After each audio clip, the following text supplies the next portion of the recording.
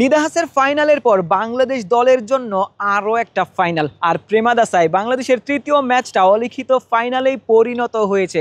শুধু 11 জন লঙ্কান ক্রিকেটার নয়, এ মাঠে 35,000 শ্রীলঙ্কান দর্শকদের বিপক্ষেও টাইগারদের খেলতে হবে। নিদাহাসের ওই ফাইনালের স্মৃতি নিশ্চয়ই প্রত্যেকেরই মনে রয়েছে, কিংবা তার আগের ওই ম্যাচটা মাহমুদুল্লাহ রিয়াদ যেখানটাতে 6 মেরে বাংলাদেশ দলকে ফাইনালে তুলেছিলেন, সেই 6টা আমার পেছনের ওই গ্যালারিতে গিয়ে পড়েছিল।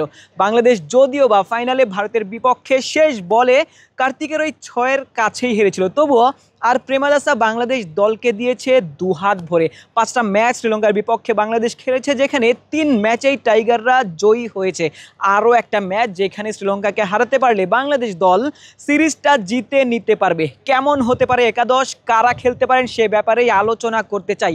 একাদশের 2 ওপেনার হতে পারেন পারভেজ ইমন এবং তানজিদ তামিম। বাংলাদেশের 2 অ্যাটাকিং অ্যাপ্রোচের ব্যাটার, যুব বিশ্বকাপ জয়ী ব্যাটার, যাদের ওই সাহসটাও অন্য সবার থেকে বেশি।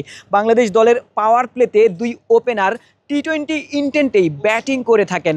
এই ম্যাচেও তার ব্যতিক্রম করতে চাইবেন না, যদিও বা আগের 2টা ম্যাচে ওপেনাররা বড় রান করতে পারেননি, তবে এই মাঠেই তারা সেটি করতে চাইবেন। 2 ওপেনারেরই এই মাঠের যেই ওয়ানডে 2টি ম্যাচ ছিল সেখানে রান করার রেকর্ড রয়েছে। দুজনই 50 হাঁকিয়েছিলেন 2টি ম্যাচে। বাংলাদেশ দলের হয়ে এই 2 ক্রিকেটার ওপেন না করার কোনো কারণ নেই আগামীকালকের ম্যাচে। 3 নম্বর পজিশনটা বাংলাদেশ ক্যাপ্টেন লিটন কুমার দাসের। আগের ম্যাচে দুর্দান্ত একটা ইনিংস খেলেছিলেন, যে ইনিংসে বাংলাদেশ ম্যাচটা জিততে পেরেছিল।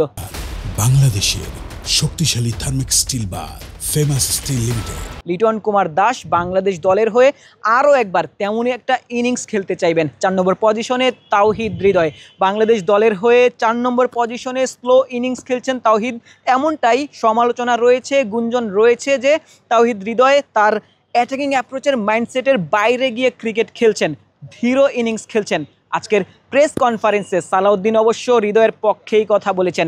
হৃদয় অ্যাটাকিং অ্যাপ্রোচে ব্যাটিং করতে পারেন। 3 নম্বর পজিশনে কুমিল্লা ভিক্টোরিয়ান্সের হয়ে কিংবা বাংলাদেশ দলের হয়েও তিনি ভালো পারফর্ম করেছেন। অ্যাটাকিং মাইন্ডসেট নিয়েই আসলে ব্যাটিং করেছিলেন, তবে যখন পাওয়ার প্লেতেই বাংলাদেশ দল উইকেট হারিয়ে ফেলছে, ওপেনাররা আউট হয়ে যাচ্ছেন, তখন হৃদয়কে ধীর ইনিংস খেলতে হচ্ছে, ইনিংস বিল্ড আপ করতে হচ্ছে, এমনটাই সালাউদ্দিন মনে করেন। তবে পাওয়ার প্লেতে যদি ওপেনাররা কিংবা 3 নম্বর ওই লিটন কুমার দাস তারা যদি আসলে ভালো ক্রিকেট খেলতে পারেন, ভালো একটা প্ল্যাটফর্ম গড়ে দিতে পারেন, তখন হৃদয় হয়তোবা তার ওই অ্যাটাকিং মাইন্ডসেটের ব্যাটিংটাই করতে পারবেন। 5 নম্বর পজিশনে কে খেলবেন সেটি এই মুহূর্তে বড় প্রশ্ন। আগের 2টি ম্যাচে মিরাজকে দেখা গিয়েছিল, যদিও মিরাজের ওই ব্যাটিং নিয়ে সমালোচনা রয়েছে। শামীম পাটোয়ারি 6 নম্বরে খেলেছেন আগের ম্যাচটাতে, দুর্দান্ত একটা ইনিংস খেলেছেন।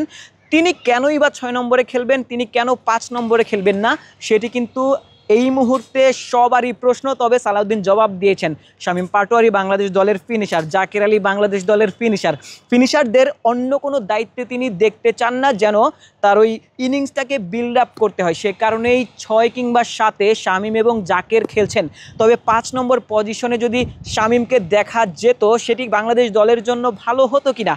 যদি বাংলাদেশ ওই ভালো প্ল্যাটফর্মটা আসলে গড়ে দিতে পারে আগের ব্যাটাররা, তখন হয়তো বা শামীমকে 5-এ দেখা যেতে পারে। যেমনটা বলছিলাম, 5-এ কে খেলবেন সেটি এখনও বড় প্রশ্ন।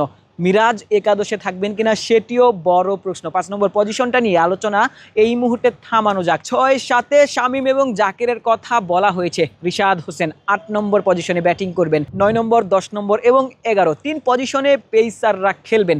মুস্তাফিজ শরীফুল ইসলামের এই ম্যাচে না খেলার কোনো কারণ নেই, আগের ম্যাচটাতে যারা দলের জয়ে অবদান রেখেছিলেন। তবে তৃতীয় পেসার হিসেবে সাইফুদ্দিনকে খেলাবে কিনা টিম ম্যানেজমেন্ট, নাকি ওই তানজিম সাকিবের উপরই ভরসা করবে, সেটি কিন্তু এই মুহূর্তে বড় প্রশ্ন। কারণ আগের ম্যাচে সাইফুদ্দিন শেষ দিকে একটা বল মোকাবেলা করেছেন, শেষ বলে 4 মেরে বাংলাদেশের স্কোরটাকে আরও একটু বড় করতে সক্ষম হয়েছিলেন, এবং তিনি ক্যাপ্টেনের উইকেটটাও কিন্তু তুলে নিয়েছিলেন। আগের 2টি ম্যাচই তিনি খেলেছিলেন।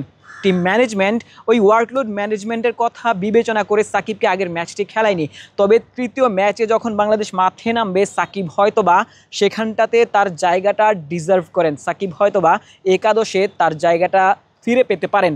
তবে ওই 5 নম্বর পজিশনটাই কিন্তু এই মুহূর্তে বড় প্রশ্ন। সেখানটাতেই হয়তোবা নাসুম কিংবা সাকিব কিংবা মেহেদী হাসান মিরাজি খেলতে পারেন। তবে আলটিমেটলি একাদশটা যাই হোক, বাংলাদেশ দল এই আর প্রেমাদাসায় সিরিজের শেষ ম্যাচটা জিতে নিতে চাইবে, সেই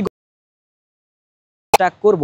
কলম্বোর আর প্রেমাদাসা স্টেডিয়াম থেকে আশিক সারোয়ার, নিউজ 24 শ্রীলঙ্কা।